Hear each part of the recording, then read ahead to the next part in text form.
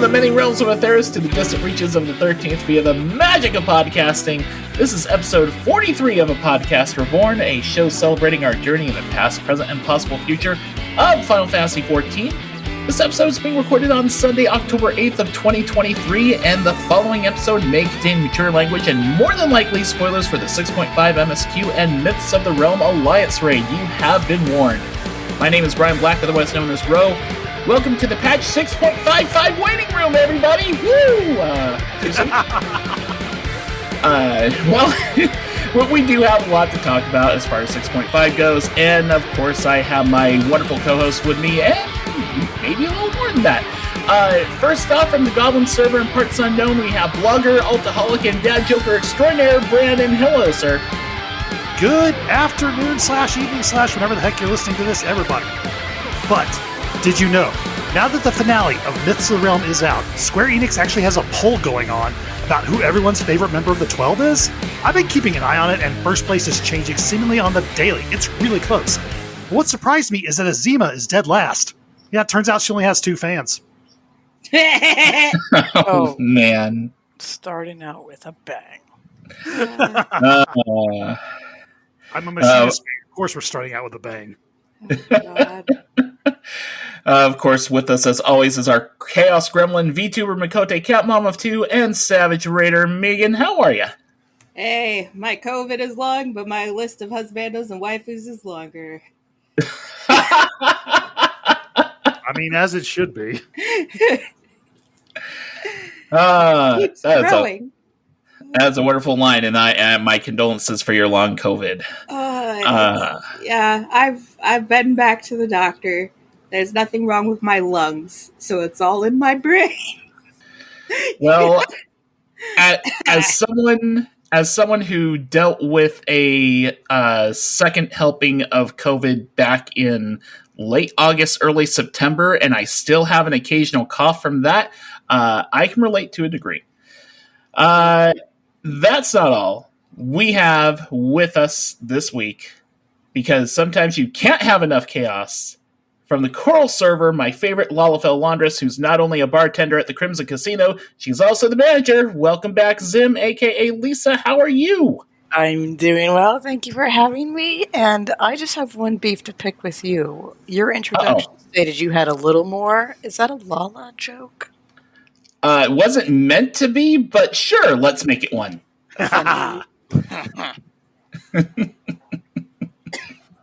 All right. So yes, it's been a hot minute. What I foresee, because some people may be like, "Hey, you guys have been releasing episodes every couple of weeks on the regular, and now it's like an episode a month. What's going on?" I want to give a quick bit of housekeeping heads up about that. I think we're going to be a monthly show until Dawn Trail? Maybe, but not. It's not necessarily. It's some of it has to do with, like, have the three of us, like the three main hosts, have we been playing a lot to talk about, or do we have things to talk about? Is there stuff to talk about?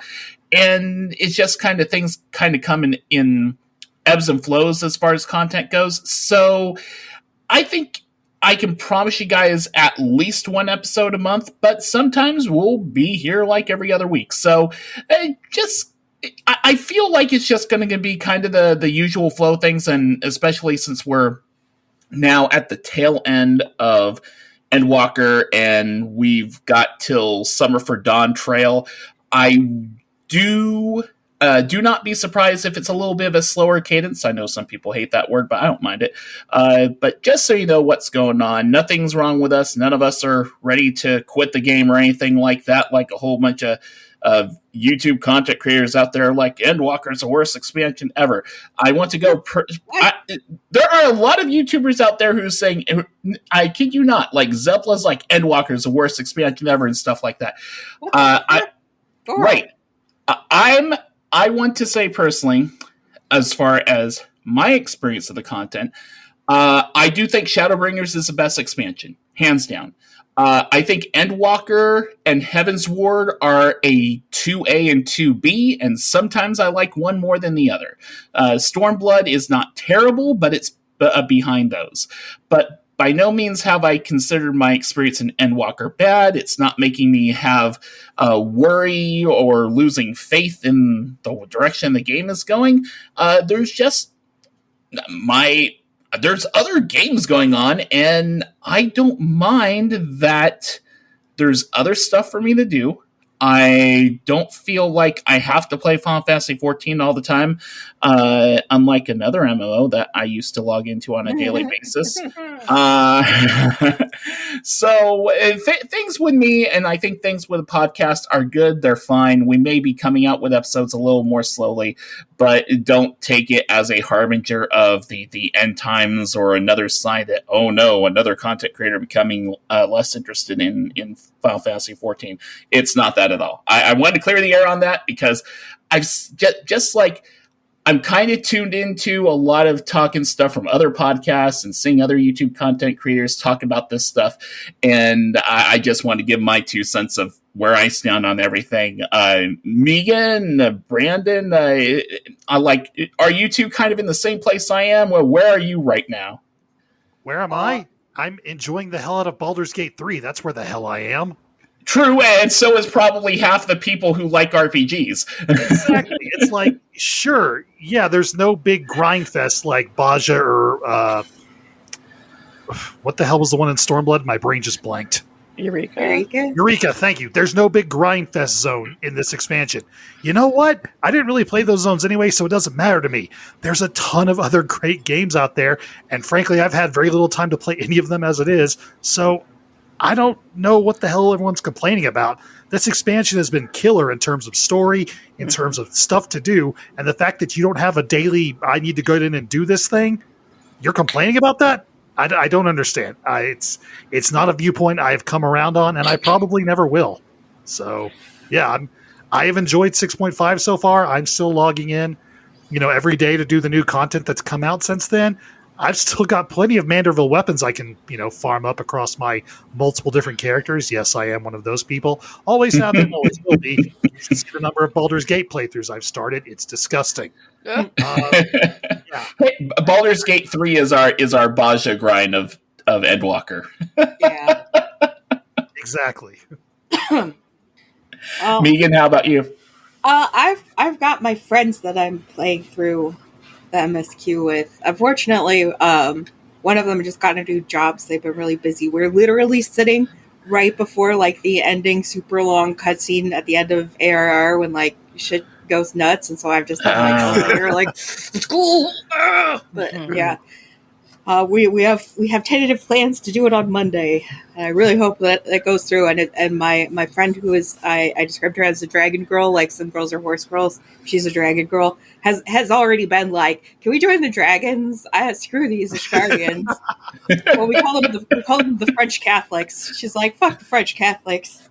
I want to go join the dragons. She's like, you can become a dragon? I'm like, oh boy. And then when she heard about fucking Shiva, she was like, yep. I'm joining the dragon guys. I'm like, okay. Oh man, they're gonna have a really great time when they get to Thavnair, aren't they? Yeah, man. Oh man. Well, I'm just like, my favorite dragon hasn't even shown up yet, but she hasn't even met any dragons in Heavensward yet. But we did meet Midgar Somer, and she did like him a lot, and the fact that he turned into a sassy little baby that sits on her shoulder. I do love that. The fact that nobody else can see him and he just pops up and sasses you in the middle of cutscenes, and you're like, right, buddy, I'm in the middle of something here. He's like, oh, mortals. There are a lot of people who are actually kind of angry at him throughout most of Heavensward because they blame him for the reason that the bloody banquet even happened, because he took away your powers at that point. Oh, well, How would having the powers or not having the powers stop the banquet from happening? Yeah, how would light have helped? I have no idea, but that's just a lot of what I see on Tumblr is people talking about how their characters hated Midgard Sormer for a long time because they felt like he made them powerless, and all this bad crap happens. Have you heard of displacement? Yeah, what are you going to do? I'm just repeating what I've talked about. I do not care one way or the other. I don't think the blessing of light would have helped you. And Yeah. Yeah. I don't know. I think that he would have ended up in the Dragon Song War no matter what, but I don't know. I forgot that he took away the Blessing of Light. I'm like, what the fuck? What is this? But there's a lot of shit that I've forgotten and I'm being reminded of. And especially now that I have half a brain. It's like a whole new video game.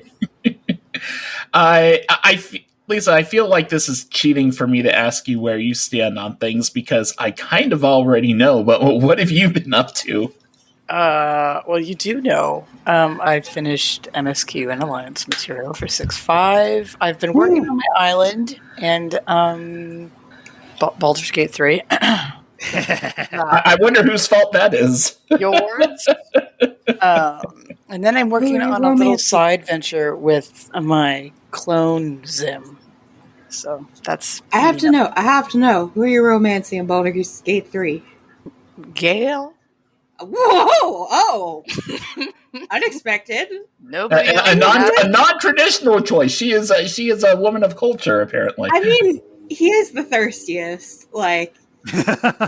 No, he's well fed. We're fine. I've tried so hard. I haven't made it there yet, though. I'll get there. You should mention the character that you're playing. My lovely halfling gnome bard named Gilbert. Last name Gottfried. Oh gosh, no. I actually used Xanathar's Guide to Everything and Tasha's Cauldron to make Gilbert and roll his name. So it's rolled. It's appropriate. It's out of the back of Player's Handbook. Who's got the names? But anyway. Probably everyone at this point. My incredible bard who's trying so hard to impress Gale, including wearing everything purple all the time. Other than that, I don't have any, like, angst towards Endwalker either. I've loved it. The MSQ story this time, maybe a little on the side. What? I liked it. Maybe I'm just really easy to impress when my brain is soup. There's certain reasons. Right. I'm just like, I'm a fan. Service me. I enjoy it. Don't get me wrong. I was loving every minute of it, but there were parts where I was like, meh. Okay, so I'm just going to say it. I did the MSQ actually with Lisa, like just a day after it came out. We decided to do play it together. It was somewhat of a marathon session. How long? Well, doing Myths of the Realm and the MSQ combined was Triad. A total of and Triad farming cards, because after Myths of the Realm was done, there were Triad NPCs to do. It was like there was like 6.5, 7 hours. Oh. It was a session. But yeah, so that was fun doing it together. It was like getting my own personal YouTube reaction to someone playing MSQ, like how everyone like watches MSQ reactions of people playing for the first time on YouTube and stuff like that. And while it's also the first time for me, and all I can say is every time I just had this evil grin on my face every time Ring showed up. You hate me. I understand. Oh, okay. So to make this clear, you have this thing against Reen, and you and I had. I think you talked about the last time you were on, but what is it exactly that you don't like about Reen? Yes, please explain your terribleness. Yeah, what the fuck? I don't know why. That's the problem. Like, she is literally nails on a chalkboard every time I see her or hear her. Ugh. And I don't know if it's her mannerisms, her big eyes. I don't know, man. She drives me nuts. I cannot deal. That's the good thing. No. I still haven't done Eden, and I really need to get off my lazy duff and do Eden because people have told me things. But I agreed from the MSQ is she's a baby. Oh God! I was like, no, you see another baby, and you're like, no. I'm about to admit something that may win me the enmity of all three of you. Oh, God. There is a character in Shadowbringers that has that same effect on me. It is not Reen. Who? Don't say the mayor's wife. Is not the mayor's wife. Okay, good. Don't say Nadama. It's not Emmett Selk. Oh, good. If it's I would have Captain issues. Lena, I'm blocking you on every social media platform. No, it's Fail. I like the character. I like the character and I like the lines and stuff like that, but the voice, it's the one thing where like I don't have a rational, logical reason for why. It's just the voice goes, oh. Just say you hate the Irish, okay? No, that's the thing. That's the thing. I usually don't have like foreign accents and stuff like that. Usually not a problem with me. Actually prefer them, but this one, I don't know. You just don't like Irish people. Okay, all right. Oh, good lord. Wait. For the record, mother quarter Irish. So Oh, maybe it's the mommy issue thing. no. Oh my. So Reen's She does a become big redhead. mommy. Do you take issue with Reen because she's a redhead? Are you kidding? That's the thing. That's another thing. I prefer redheads. That's why you don't take issue with Reen. Got it. No, we don't take issue with Reen because she's a lovely person who we have to protect from Thancred having anger issues and from an old man who won't leave her the hell alone. You're an old man. She's so obnoxious. She is not. Oh my god! What did she do? Hold up. How are Meagan and I the ones aligned on this? Allow me to. We fight about everything on this show.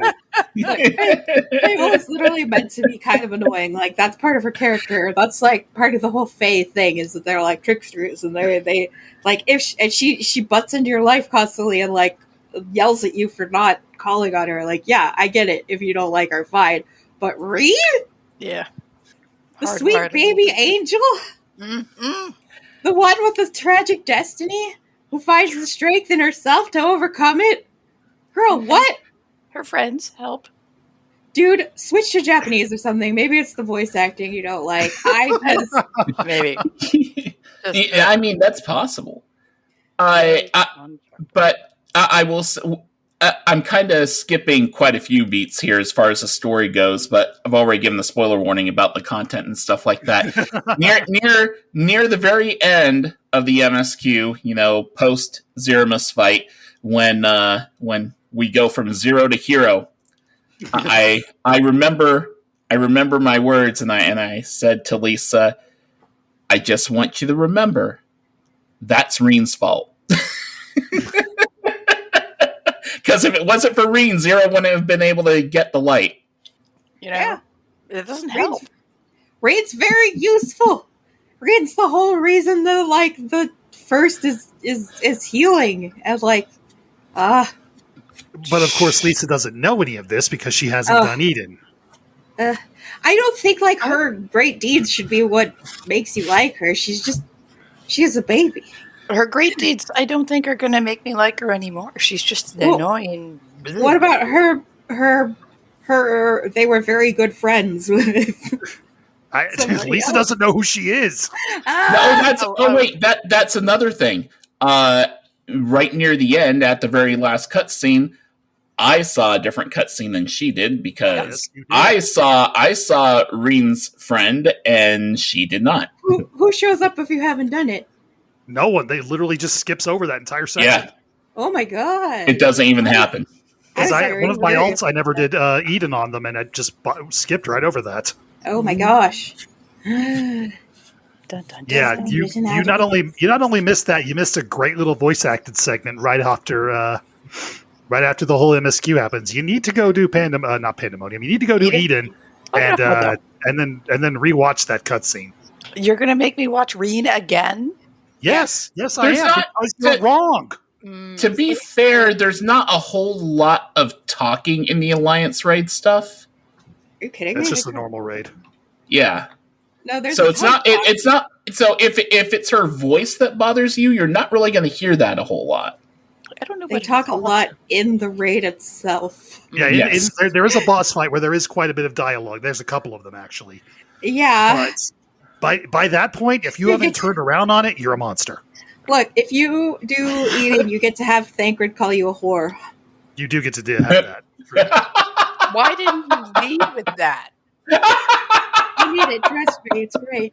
I Wait, clam up wait. for that. What? So hold up. That's what is going to get you to do Eden. Is Thancred and Have Hagrid call you a whore. Probably. Okay, let's get real here, Lisa. Is your problem with reading the fact that suddenly your boyfriend Thancred has a daughter that you didn't know about? Oh my God, you might be right. No, I'm sure that's not it. Maybe. I have issues. Look, I'm sure it's weird suddenly having a teenager daughter in your life, but just adopt her. She's a sweetheart. She is definitely taking Thancred's attention, though. That's got to be it. I think you're right. Deep down inside, I think you hit the root of my problem. Well, I mean, it's either, you suddenly deal with the fact that you have an adopted teenage daughter, or you leave her with the creepy old man who, let's not even go there. Well, he just wants to hold her in a tower until she dies. Like, yeah, sure, we'll go with that one. what you said, you saw, what? Look, I'm all for reading into things, but I did not read that in. Did you say read or reen?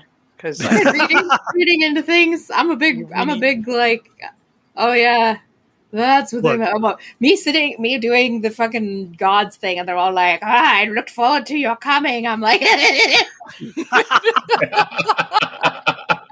had that a couple of times. Of course, that's how you'd react to that line. there was like 3 in a row, man. Well, I was losing my goddamn mind. Well, let's remember, it was probably Koji who did that localization for those lines. I totally said they did that with intent. So, yeah. Oh, yeah. Oh, yeah, the God. 12 are thirsty as fuck. Well, it doesn't help that they're all hot as hell, too. Yeah, I mean, man. Leia, I was not expecting her to be that gorgeous. Come on. Mm. Well, it was very funny being having Ashan as your patron going through this thing. You're like, oh, I've been walking around with my patron deity this whole time. Yep. For Yeah, the hell. well, here's also the wacky thing. Ashan is my main's patron deity also, and also practically in Derek form looks like he could be a blood relative. Oh, I yeah, was he wondering does, about that doesn't because he? every time I saw him, I'm like, why does this guy look so familiar? And it didn't hit me until the final cutscene. Oh, yeah, that's what Rose character looks like. Oops. Yep. Right? Oh, he's even got the same haircut. Yeah. Yep. Purple. Very funny. Except purple. Well, yeah, it's very funny because it's like, oh, I see you're getting your titty out for me. All right. Like I'm sorry, what? he's like, hello, I'm actually Ashan, and it's just like he looks almost the same. He's just got this slutty outfit on. It's like, oh, okay, cool. Engage thirsty mode. Yeah, exactly. And then he's like, oh, my patron. I took a screenshot of it because I was cracking up so hard. They were all like, thank you that you've come for me. And then, like, when we're going around talking to all the gods, Azima's like, oh, you have a spark to something in me. I'm like, Azima, please. You make all the gods thirsty. Okay. Oh, God, here, I have the exact thing that Ashan says. As your patron deity, ever have I watched over you, and now I await your coming with bated breath. How the fuck am I supposed to take that? That the man has worms in his mouth? He is waiting for my coming with bated breath. And he's got his titty out in this shot. His It's sluttier when it's just one titty. BDW. If you're wondering. Yeah, it's more tempting, right? It's the suggestiveness. It's all about the delivery. Right. How in the bluest of blue hells have we gotten to this point? Are you kidding me? My brain is soup, and that soup is made of man titties. Yeah. Nothing surprises me when it comes to things Meagan says. Yeah, I suppose you have a point there. Oh, speaking of my horrible thirstiness, Yes. this is my favorite patch because we got both Lena's voice acting and Erenville. Did you hear the way she said Nordfrant? Oh, Jesus Christ. I'll have to go back and find it because I don't Oh, remember. Lord. And then we got Erenville at the end. I was like, yes! The two sexy Icelandic bunnies. Now I was very excited. meat. My head will explode. All right, place your bets. Who was that Erenville disembarked off the ship with? What, the legs? Yeah, Yes. it's like somebody from the New World. They're clearly they're not a Catwoman because It's going to be a Hrothgar. But there they was have no hair. human legs. Yeah. They Do you did. think Hrothgar just have like a cat of her body like human legs? No. Can you imagine? Oh, that would be so fucking I funny. really honestly wasn't paying that much attention to detail. Oh, my eyes went straight I to was. the anklets. Oh my god, I want those. She was wearing like moccasins, but like Yeah. the sides are cut out, you know, And then like they you like can to see do. ankles. It's probably an entirely new character. And toes. Maybe it's Kinda- kind of Human the toes. bartender people. I forgot their name. It could be a human, it could also be a Mikote. The Mikote come from the New World. So Oh, either of those. Like it's kind of like how we got introduced to Fortunal, in the patch right before Yeah. Endwalker. So I think it's going to be a character that we see, a fair bit of in Dawn Trail. We're going to see him for the first time. I have no idea who. Erenville's like, let's go find your adventurer to whatever. So like they're coming to recruit us to go to the New World. So we're gonna have a lot to do with them, I'm sure. Whomsoever they are. I'm curious what the New World accents are gonna be like. God, I hope we get Deep, voice acting. deep American South. I'm Oh god. Well, they're obviously, like, from some of the things that they've shown, there's kind of like a bit of a El Dorado City of Gold Incan thing going on, right? So I don't know. I imagine something along the lines of there may be some Native American stuff going on to a degree. should hire, Southern American. that guy who played the main character in Andor, he has a great Mexican accent. Mm. Mm. Can we You just should- have there's Antonio Banderas Oh yeah, Antonio Banderas too. Yes. do everything? It's just the same voice I mean, actor on like everything. those are obviously the big stars, but there are a lot of really great Mexican American character actors that they can hire. Although they like to hire out of England, so who fucking knows? But I'm like, you're literally coming to America. Doing the voice of Galoo. Doing the voice of Galoo Jaja, Edward James Olmos. There you go. Oh my I god. love yes. I am here for it. But it's the stand and So deliver. say we all. Oh my god. You nerd.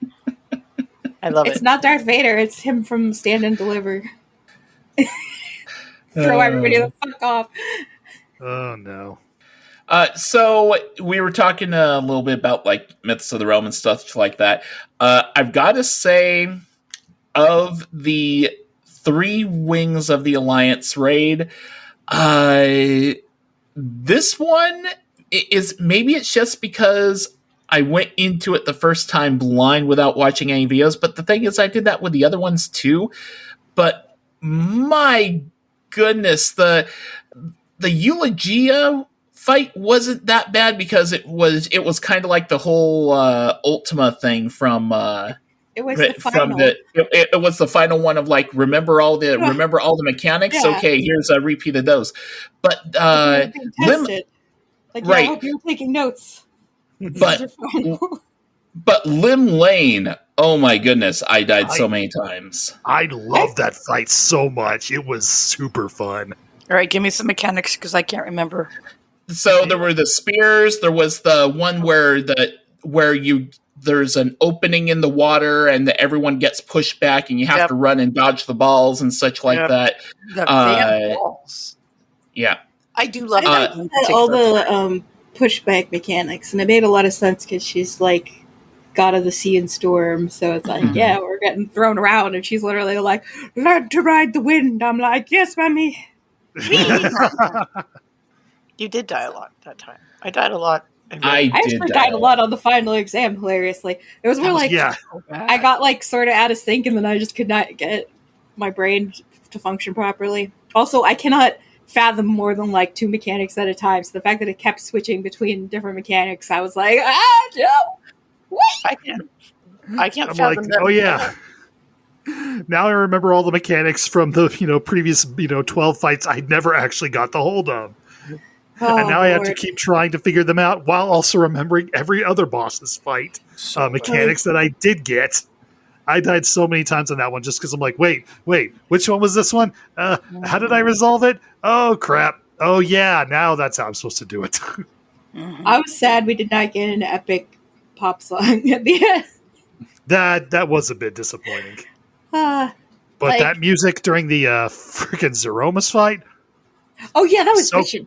Yeah. Soken, buy me dinner first, please. Oh my god. So I'm going to admit, and this is going to spoil a little something for Lisa because she'll now know I have it in my possession. I bought that orchestrion roll at an insanely stupid price. Oh, you did not.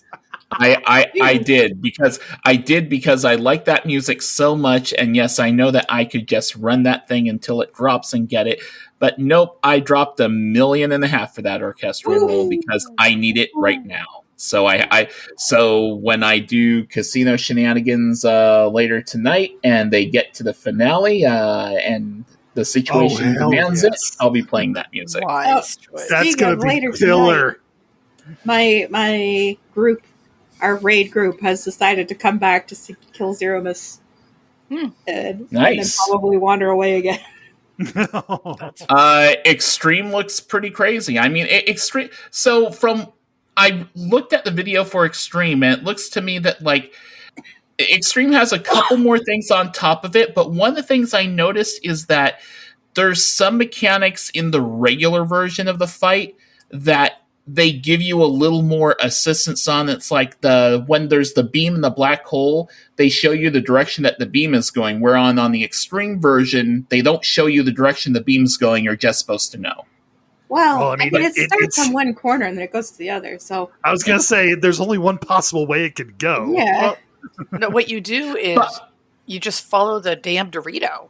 I don't know what all this other crap is you guys are talking about. Oh, and that's another thing too. We had a danger Dorito that like he got marked with a Dorito over his head, and he's like, I don't know who marked me, but you should not be following me. And now, I'm beginning to wonder. You said it, Lisa, and I'm beginning to wonder if it was a point. I wonder if he was using reverse psychology. It's like you don't want to follow me, so that people would follow him. Because then he got. I don't know. I don't know. Yeah, I need a Dorito. I fell in the black hole twice. So I can't be trusted. It's going to be interesting. It's going to be my first raid after COVID with soup brain. So, has anybody tried augmenting their gear yet? Nope. No. I should, though. The thing is, I don't know if I'm going to be summoner or bard. I should probably be summoner because my brain is about summoner level. Wow, thanks. As a summoner main, thank you so much. I'm also a summoner main. I mean, yeah, to be fair, yes, summoner is probably the easiest job in rotation in the game, but still, I feel seen and attacked at the same time. Join me in the brain pit. We have none. Especially when I'm first learning something. Well, I really do enjoy Bard because it's shiny and pretty, and it is kind of fun to like have a little extra layer to engage your brain with. But when it's like a really hard something, I struggled in our previous raid when I was Bard, and they were always like, I did not do the blue numbers. Okay, so my clones am on Diablos. I made her a bard, and I really didn't want to because I really enjoyed Archer, and then I learned bard is just Archer with more stuff. So Bart has like the greatest like lore and like class kit, and it's like so fun to like have a character that is Bard, like the idea of it. It's But fun. oh my god, the rotation. If It's I like ever the- do take it serious and want to like push hard on clones, which I don't because she's a clone, I will. I'll come poke you. It's very susceptible to drift is the main problem, and it's very like you have to get all of your big attacks out during your cooldown, and like it's all very precisely timed, and like I am not good with precision. It turns out, especially not when I'm running around and everything's on fire. Everything is fine. And then I have to like, it's like, remember your clock spots and your pairs and your run over here and the, okay, it's snakes. Make sure you face away from the group. That was, ooh. we were married. We never made it past that. God, I can't even remember which one that is. See, you guys are just letting me ramble. Why is everybody else so quiet? Because Meagan rambles are the best rambles. Yeah, exactly. They really are. If people want serious analytical discussion for Final Fantasy XIV, there are other podcasts out there for that. Highly recommend State of the Realm for that kind of stuff. That's not what you get here. Yeah, what the fuck are you doing listening to us? We're just people who ramble a lot. Just Right. push the stop button now and walk away. It's okay. I learned one bit of content that I didn't even realize was out there, but apparently Emerald weapons, shiny weapons, are now available. Yes, they are. Ooh. I will still buy haven't those. heard. I will say the green red mage weapon for a green weapon for a green weapon actually doesn't look that bad. Christmas mage. Right? Oh God, Saint Nim is coming. Spaghetti. The green books are green books. I God mean, damn it. yeah. That's the problem with playing Summoner. It's like, you want book? I'm like, no, I don't want a fucking book. I want a sword or something cool. I want a book that's literally just like a fan of knives. And you just open it and it's like, yep, these are knives. Like, You are you know- supposed to be able to read Well, there is Like, that I one read it. scholar book that's basically a paintbrush kit. Yeah. That is now glammed as my Manderville. You know what I wish they would do with Summoner to make their books like more interesting is give you options to different glamours for your summons. Like, you know how there's a variant so the Eden Raid has variant versions of the summons, basically, right? What if, I'm not saying they'd have to do this with every single book in a game, but what if certain books gave you access to a different glamour for one of the summons you put out, like a different version of Bahamut? Like, how about what if, like, say the diamond weapon gave you access to a different version of Bahamut that looks super cool or something like that? As someone who likes tinkering and customizing my appearance, I would hate that. I'm like, I want to use the books I like with the eggy appearances that I want. And if you're tying those to specific books being equipped or glammed on, nah, Brandon ain't down with that. I just would like it's more funny. eggy glamours. Like, they have we can change our. It's not even real. Well, no, it is now full time a carbuncle, but you could change it into one of your the other eggies. Yeah. But I feel like they should have eggies or eggy glamour for the big guys too. That would be cool. But like, they're not going to put that. That's a lot of work for something they have that not all model the for players stuff. are going to. like if you could glam Titan in the Hawaiian shirt holding the inflatable pool toy, like that new minion. He's got it around his waist like a little ring. Oh God, floaty ring. that's a snug fit. And he's still got his little rock butt hanging out the bottom. Absolutely. Like when you said glam your eggies, that's where my brain went. That would Dear be great. commission. Yeah. Is the beach episode glams? Oh my god. So kind of bring things around back to the story here, and I want to kind of start with our guest here. Now that the Zero story and everything with Golbez and stuff, it feels like that has pretty much come to an end. Like, whatever we would get with 655, I feel like that MSQ stuff is going to be the pre-show to Dawn Trail. It feels like the Golbez story and all that stuff has come to an end. There's of course, hanging threads and stuff that can still be explored later. That's typical stuff they do in Final Fantasy 14. But what's your opinion, review, feeling about that story as a whole from when we started it in 6.1 up until finishing it just a few days ago? I found it enjoyable the whole way through, except for the end bit. Like, it was very, very YMCA and Beatles songs, rainbows, and it was a little campy. It was enjoyable. Zim is not used to the power of friendship winning the day. Oh my god! Do we play the same game? Maybe this is why I hate Rain so much, and you don't.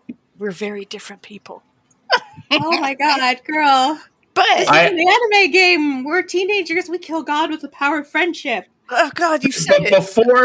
before the end happened, I told her as we were playing, we were in Discord, and I'm like, I'm telling you right now, in some way, the power of friendship is going to come out in the end. And then when it did.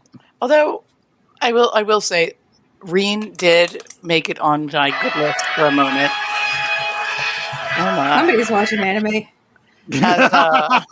What was that? That was not me. But there's a moment in the MSQ where Zero makes a big mistake, and we're on Discord, and Brian was a few seconds behind me, and I went really loud and held my breath because I was like, oh no, oh no, oh no, oh no. And Reen did something. You don't gotta avoid spoilers, man. You could just say god, when she sucks in the light and hits the ground, like I was butt having flashbacks worried. I was just scared. Oh god, what's her name? The one that changed into a Sin Eater and it was super traumatic. God, that was awful. Tesleen, yeah. We're having Tesleen flashbacks.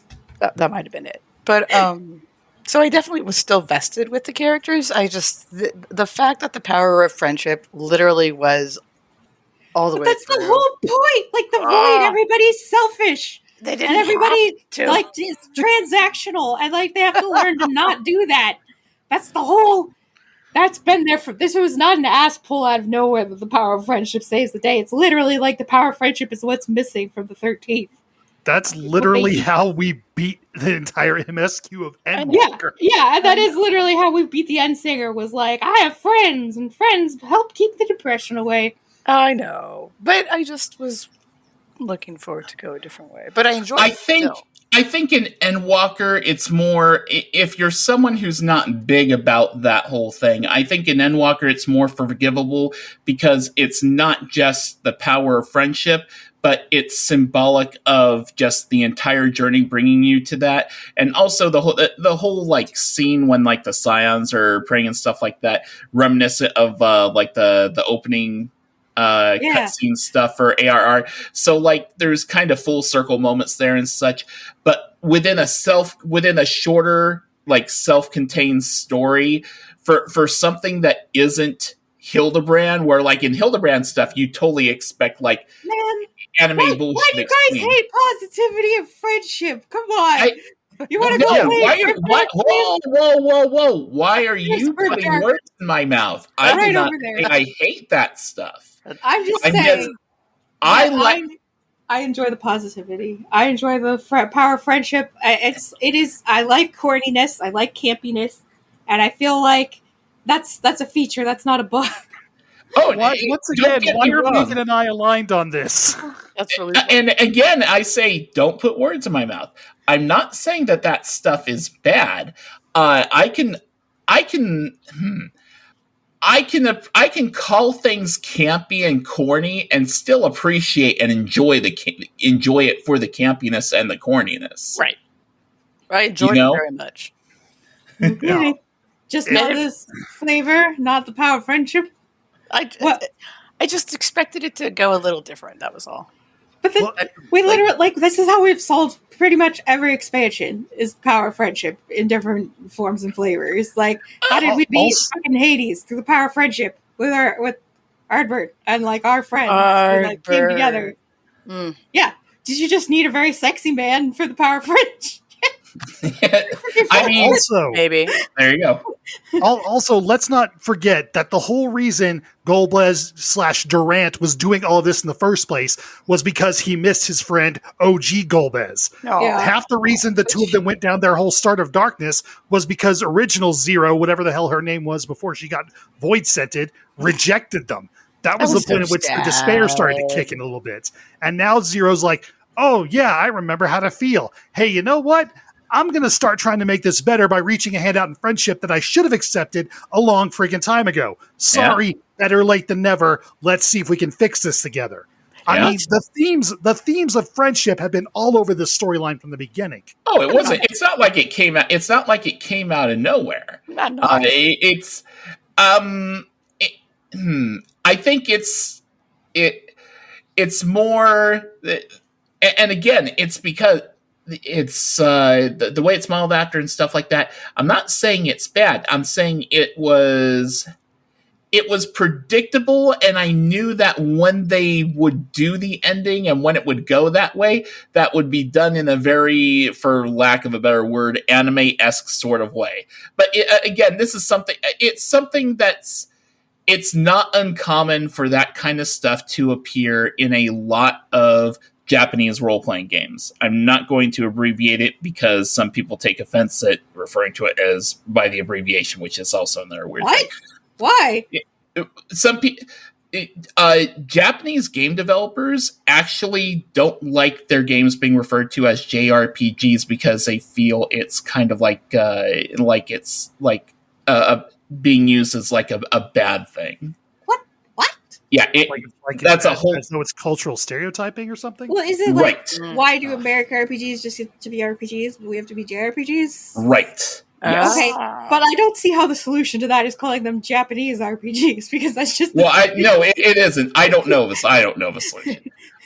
But for role-playing games that come from that region or whatever like that, it's not uncommon for those kind of themes and stuff like that to be prevalent at the ending of the thing. Well, but I mean, if you think about it, it's big in anime, it's big in manga. Well, a lot of stories where you have ensemble groups and a lot of role-playing games where you have adventuring parties, it's like the bonds and stuff like that between the characters is like is what kept the party together. And it's a symbol of their strength at the end. So it's like, of course, those themes are going to be prevalent. Well, like I said, I didn't hate it. It was just very strong.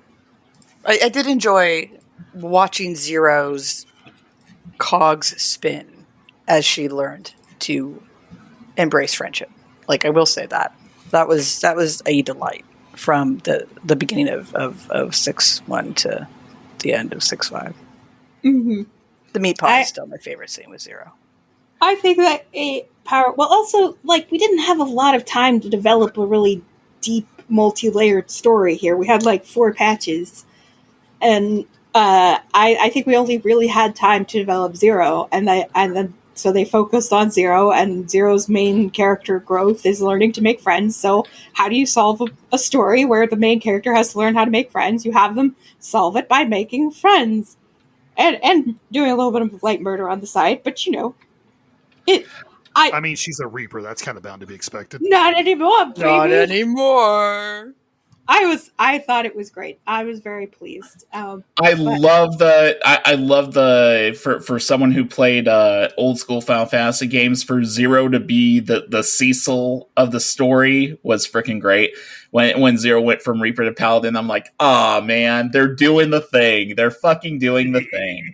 And I was so happy with that. Nerdy. You were nerdy the whole time. It was great. It was super cute, and it was also I haven't played it myself, but where it's talked about how to be a paladin you just have to really believe in something. It doesn't really matter what you believe in. So she literally became like a power friendship paladin, and like that's so fucking cute. It's so corny, and I love it. I also love Baby Ashaya. Oh my god. Yeah, oh my god. So if Zero is the Cecil of the story, does that mean that Julius is Rosa? Speaking of that, Ro, after she job switched to Paladin, I was half expecting her real name to come back to her and that it would end up being Cecilia. That would have been great. I would have lost it just from the laughter and the references. But unfortunately, we didn't get her real name. She's still Zero to us. Yeah. I think that's cute. Like she's starting over and like she is who she is now, and then that's good enough for her. That's enough for that's she's becoming who she wants to be now. It doesn't matter who she was. Love her hair. I love her hair. I love her face. Her hair is love her hair and her face. I would like more androgynous body types, please. Thank you. Mm-hmm. Oh my god.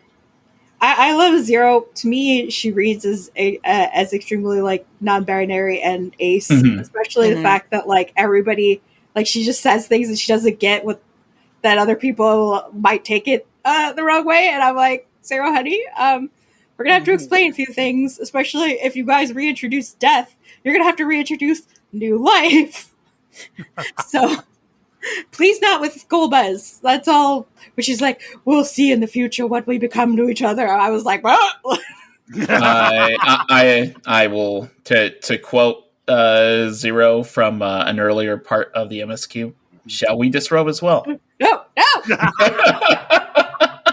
Yes, please. Sweaty Estinian.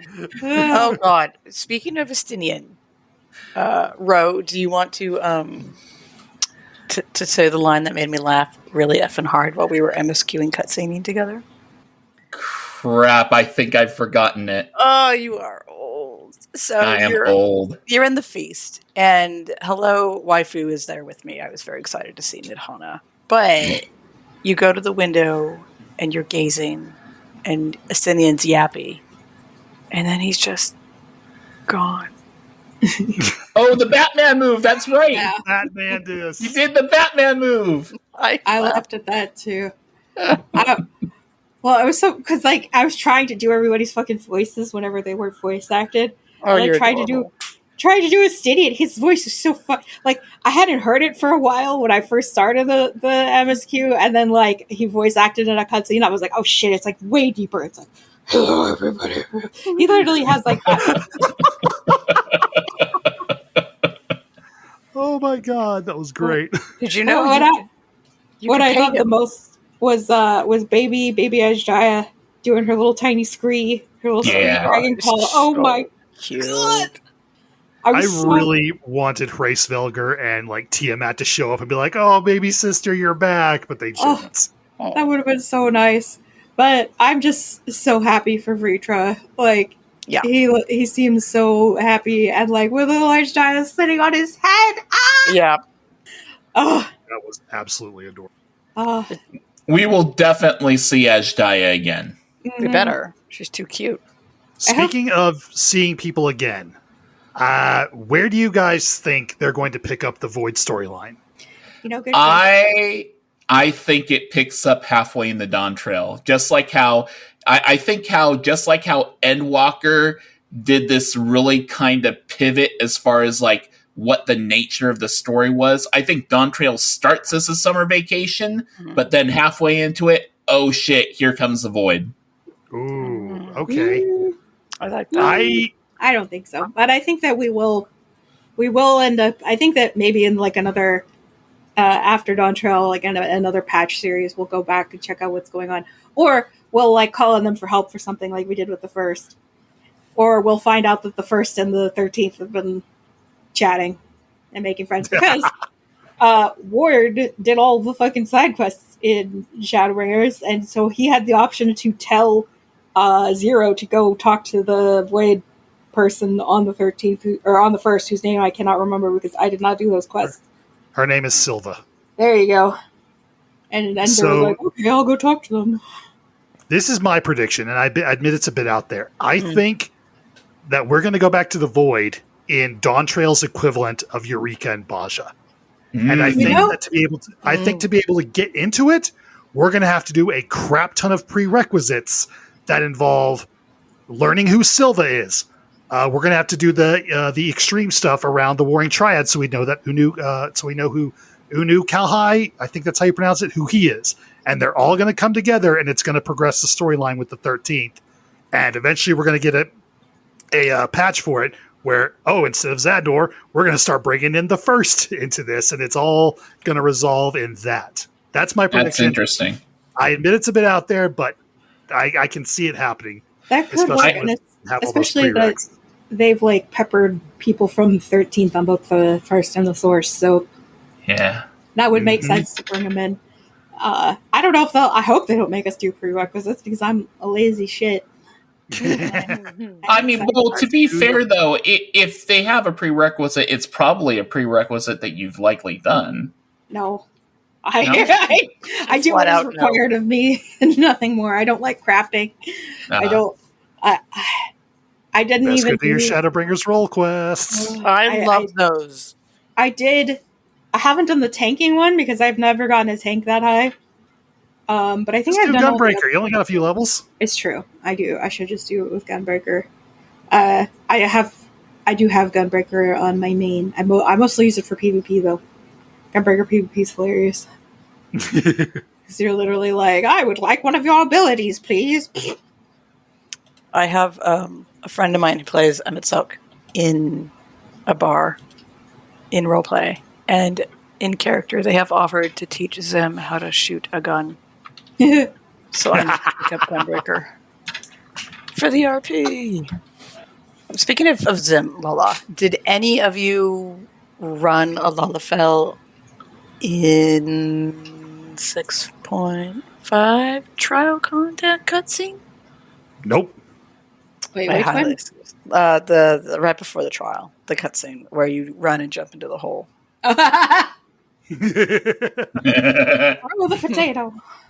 It's hilarious. It's amazing. When we were doing it together, I literally was like Zim Zoom, and then realized Brian's character didn't run that fast. So I mean, to be fair, the character gets from point A to point B in the same amount of time, but when you consider how short Lalafell's legs are and how fast they would literally have to run to get from point A to point B, it looks hilarious. Oh my god, that's so funny. So I highly recommend if you have a Lala to give it a shot one day. Oh man. If you don't have a Lala and you want to cheat, look at Mr. Happy's playthrough of the 6.5 MSQ. His main is a Lala, so if you want to look at that scene and see how his character looks like running, jumping into the abyss, that's how I got a reference for how crazy it looks. See, whenever I want to like Fantasia my main for a little while, I always get the pack with 3, and then I turn into whatever I want for a while, usually a rabbit, and then I go potato for a while, and then back to my cat girl. Whatever. I like if I'm Fantasiaing at all, there's going to be a potato face because like you gotta. Popoda. They're so cute. One last thing I want to cover before we wrap up here because it's already been an hour. I don't know how that happened. But 2 weeks. We are less than 2 weeks away from FanFest London. Saturday, October 21st is the first day of London FanFest, which means if things follow the usual pattern of how these things go, we should find out one of the 2 jobs at London FanFest. Likely, I think the non-magical one, but maybe we'll be surprised. So, not full-blown prediction episode kind of things going around here, but I just kind of want to go around the table here and think, what job do you think gets revealed in 2 weeks? Zim, go. I mean, what do you think is the name of the job that's going to be released? Are you sticking on the Green Mage bandwagon? I'm totally sticking on Green Mage. I don't even know why you would ask me that question. Is Green Mage? Okay. What about you, Meagan? If it's not Corsair, I will be very surprised. I won't be upset. I'll just be like, what? So, yeah, I just feel like they've been hinting so heavily at Corsair that I feel like that's the one they're going to reveal first, so that we can build more hype for the last one. Also, they like to have a lot of hype for the Japanese FanFest. So that's my prediction. Is going to be Corsair, but I also am really hoping that we get to see some cat women. Not cat girls, cat women. We have cat men and cat boys. I I think that this is I think we do get the Hrothgar female. At least we get concept art, if not actual picture. I think we get concept art this time around because I mean, they got plenty of time to make alterations, but I feel like if they show it at London, then they can kind of gauge like community reaction, and maybe they can make adjustments if they feel they need to. So I think we see female Hrothgar in some form, and I'm with you as far as Corsairs. I think whether it's Green Mage or Geomancer, whatever it is that we're getting for magical, I think that'll be in the Japanese one. Brandon, where you stand? I'm actually gonna go the opposite and say I think this is where Green Mage gets officially announced, because I think the little clover icon that Kryl found at the end of the MSQ is supposed to be like our lead-in hint toward it. Hell yeah! I did not even make that connection. It's green, Brian. Green. Bro, you can't be a Green Mage because you hate the Irish. Oh my gosh. Enough. So on the subreddit, someone posted this, and it's the only way I even know about it. Apparently, the clover icon is common throughout Green Mage appearances in other Final Fantasy games. Wow. Which admittedly are sparse, because Green Mage is a very not commonly used job throughout the franchise. But I think that was done deliberately in order to kind of give us a little prelude to have people guessing, oh, we're going to show off the one you all knew was coming. Here's Green Mage. Is Kryl going to become a Green Mage? I hope so. I want Kryl to join us in fighting things because I adore her and she needs to kick some butt. Right. Also, let's make Tataru a machinist so we can have all the Lalafell butt kickers. Yes. Oh my god, that would be so cute. The Papoto Squad. Like all the scions like captured, and it's like we gotta call for backup, but it's fucking Kryl and Tataru with guns. Like slow motion, badass walking. It's like Tataru putting on sunglasses and like Kryl pulling on the cat girl hood. Yeah, they walk in to wherever the scions are captured. Astidian just takes one, looks at them, and goes, "Oh God!" And I thought I was scared of them before. Yeah, Astidian, they just do like that close up on Astidian doing the terrified face is like the. So you forgot you have Tataru, Kryl, and don't forget Pippin. Pippin. What would Pippin be Pippin's too busy leading Ul'dah. He's not going to come and join the Scions. You got to have a badass with a sword. I mean, he doesn't have to join the Scions, but I mean, he's in the potato party. Like when you need to call in the A-Team Lala squad, you know? A-Team Lala squad. Don't you mean the P-Team for potato? What mount would the A-Team Papoto squad be driving together? Oh my god. I would love to see them in the car because all of the Lalafells look so cute in the different seats of the car, especially the driving when they're like on a book. That's exactly what I was going to say. No. When I'm driving the car, Zimmy is standing up. Yeah, you stand on the seat. Exactly. It's so cute. Horrible. What pedals? There's no pedals. I could see them in the car. It's one of those modified cars where the gas and brake are like buttons on the steering wheel. On the steering wheel? Yeah.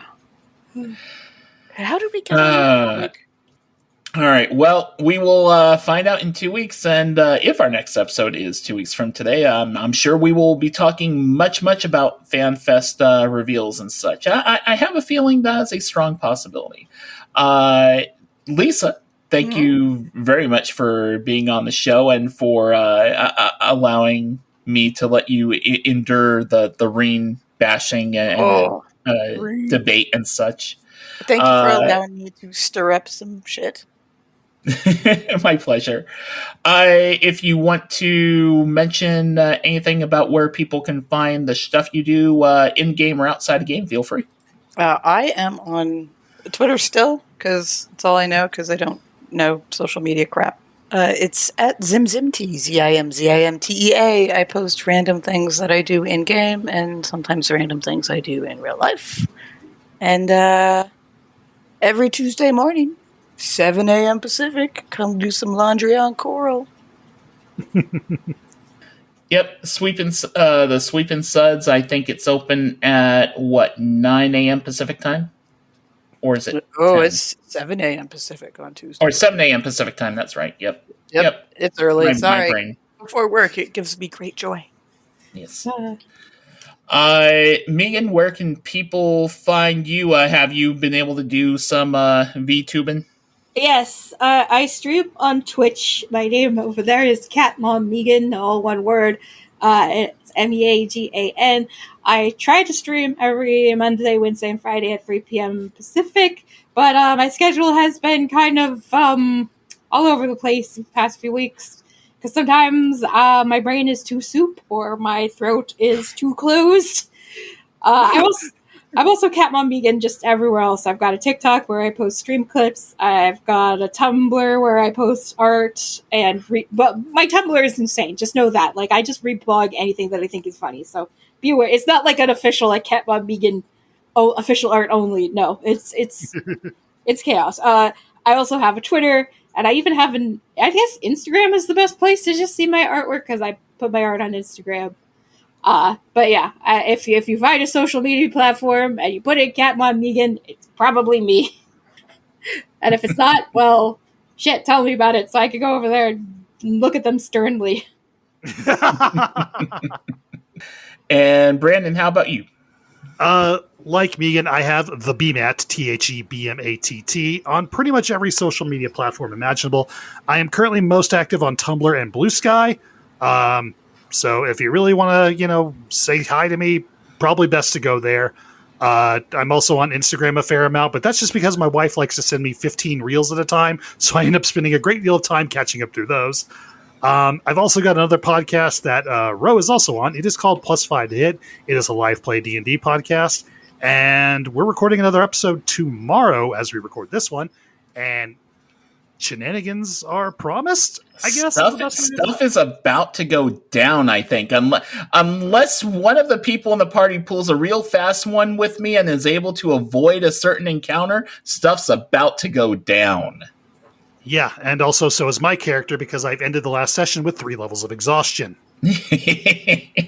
What the hell are you doing with 3 levels of exhaustion? Failing survival checks. Good job. Or was it Constitution saving throws? It was Constitution saving throws. One of those 2 I rolled piss poorly for. Good job. Those dice are banished tomorrow, I assure you. Yeah. All right, awesome. As far as me, you can still find me on Twitter at Podcast Row. That's Podcaster RHO. You can find the show at A Podcast Reborn on Twitter. You can email us at podcastreborn@gmail.com. And that is pretty much it as far as that stuff goes. The theme music for the show right now is provided by Husky by the Geek. A link to his YouTube channel will be included in the show notes. Of course, that music and any other FF14 derivative music you hear on the podcast belongs to Square Enix, and no copyright infringement is intended. That's going to do it for episode 43. We will talk to you soon, probably in 2 weeks, because I'm excited to talk about FanFest. So for Meagan, for Brandon, for Lisa, and of course for Butterscotch and Bonbon, this is Brian Black. Until next time, may your loot rolls be high, your glamour fantastic, and your duties always complete. Brandon? So first of all, let me apologize for giving the answer to the dad joke over you last time. We're not going to make that mistake again, because here's a question for you. Why were Matoya's brooms late for work? I don't know. They overswept. Oh God. This is the best What one is sleepy? ever. Yes, they were. I love this one. This one needs to be framed or like cross-stitched and then framed. I'm always a fan of boo-boo. Brooms. Yep. No, I approve. And so does them. Goodbye, everybody. Bye. Why?